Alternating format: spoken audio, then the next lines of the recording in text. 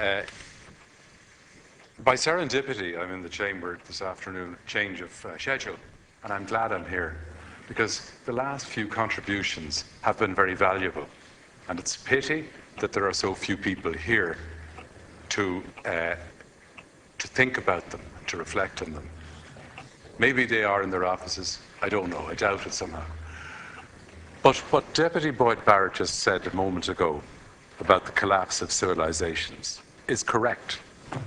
Absolutely correct. And it's when the titans of the day build monuments to themselves and in their own interests that the greater number of people, the citizens of the then world, suffer. The pyramids of old were made with blocks of stone. Today's pyramids are the QE in the financial markets, the credit pyramid.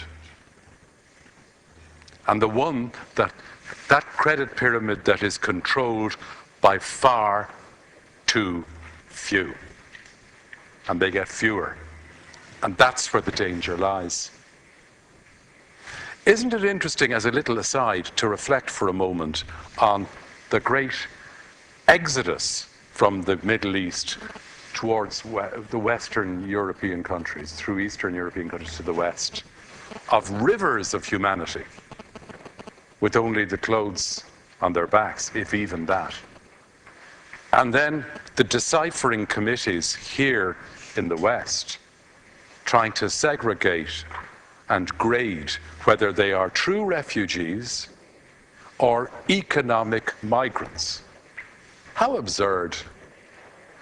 And the giants of our small country from abroad would dare to comment about these things and this grading.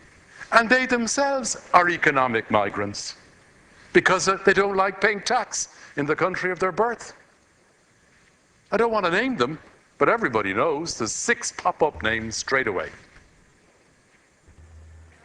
And sometimes they pay taxation by self-assessment of a charity check to their hometown schools or hospitals. But the wealth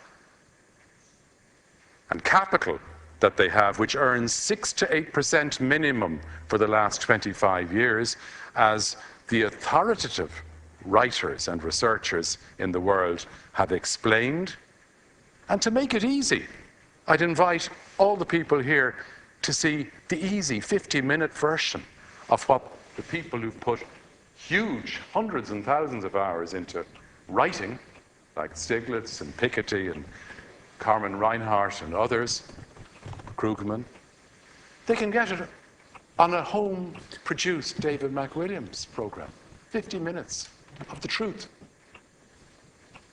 Because they think, the people here, the establishment here, think that because they have advisors who give them little press release snatches of what might sound good for the status quo, but is not the truth, and leaves maybe up to 2 million people unnecessarily hurting by the unfair divide that has taken place in the so-called recovery.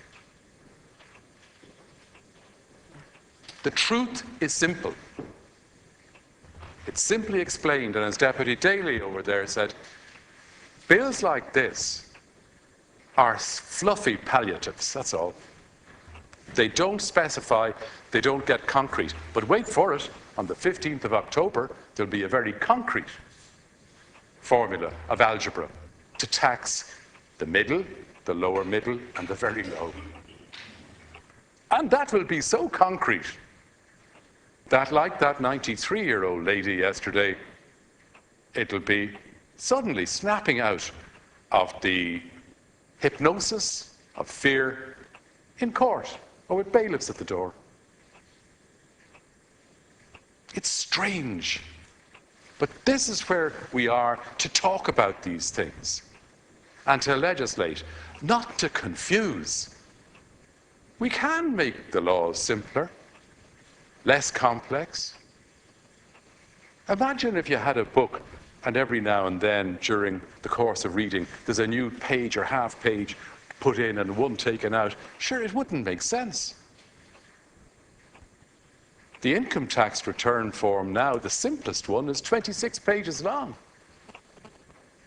The little lady was told, well, if you ring up a number, you can get an explanation about the documentation that came from the Department of Broadcasting, or whatever it's called, and to explain it. But you can't, because you know what the truth is? Ring an 1850 number, so-called low-call, or free, and you get a menu that even I, and I'm fairly okay on the uptake at understanding, button 1 is this, button 2 is that, button 3 is the other, but you're waiting and you're trying to hold, will it be button 1 or could it be button 6? And this is for an elderly person? Ring up and get it explained to you. You can't even get through. And if you do, the call might be sent to a call centre. In Scotland, in Mumbai. Gets madder and madder, the whole thing. Yeah, on the issue of climate change, please, Deputy. Thank you. This is the climate that we live in. That's the climate that the old lady of 93 can't get through. On the telephone, a lovely Greek word from your ancient civilization. Telos, far away, phone, voice. The faraway voice.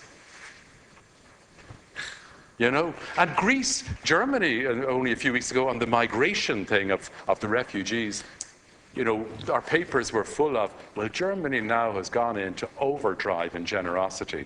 1% of its population, 800,000 people.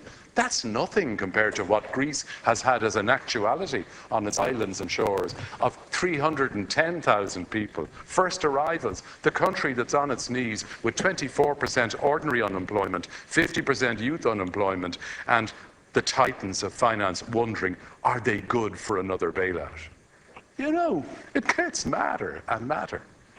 And then the lads will all meet, the powerful, the fewer with the more, will meet in Davos, in Switzerland, in January, for another mutual congratulations bash of how rich and powerful they are. I think the government has an opportunity. You have big numbers left in whatever number of months there are to do a few things rather than to talk about a few things. A, get in a gambling control bill.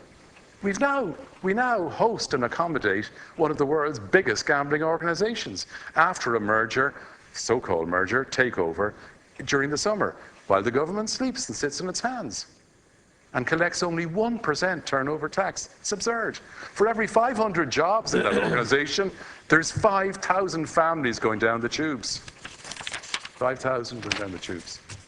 This is the climate we live in.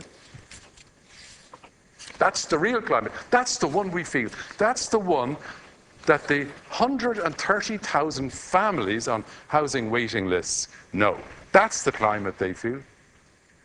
That's the climate that the 1,500 children who don't have a home, that's the climate they feel.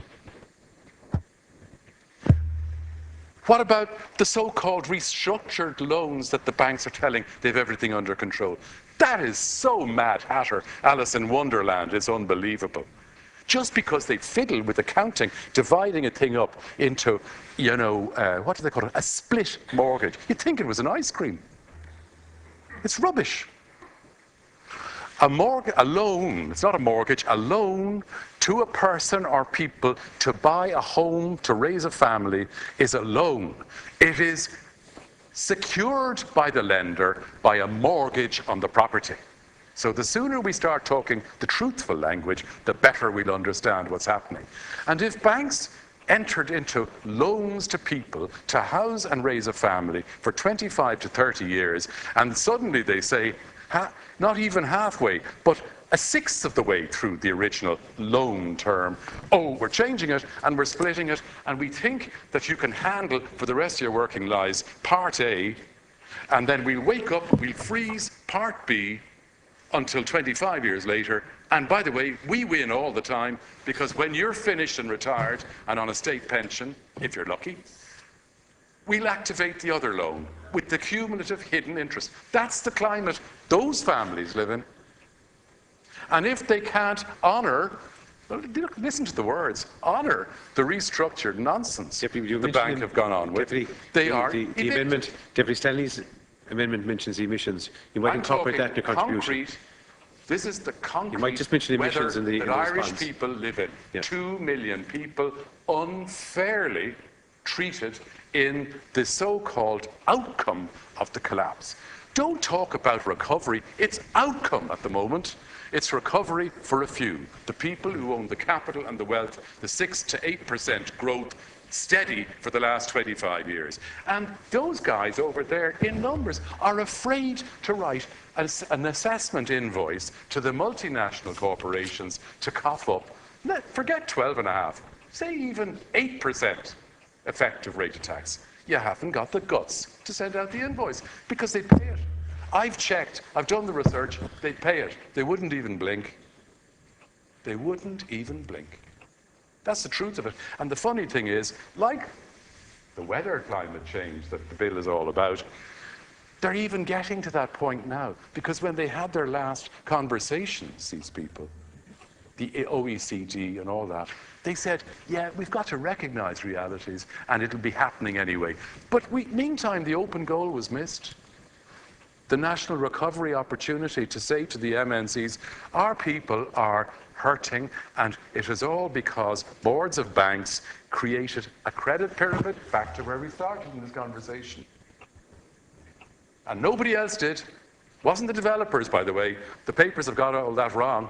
The balance sheets prove where the problem was. Credit.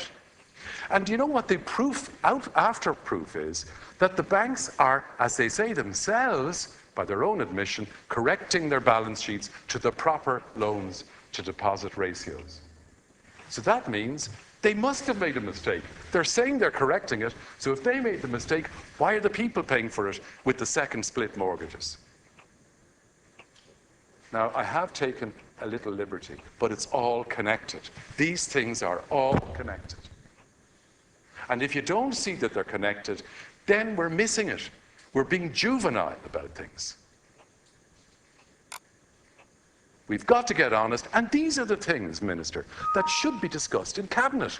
These are the big picture responsibilities, not the little selfish things about how we get in, do we have a good representation, a few more roads down in Cork to Limerick, that should do it for this constituency. That's not the way to think. That's not the way to think. Anyway, I'm glad I came in. I heard very relevant and valuable contributions, and we should make this bill, if you're going to go with it, at least make it specific, at least make it concrete, and carry the amendments. But to leave it woolly and fluffy, it's just, you know, it's pathetic. Thank you.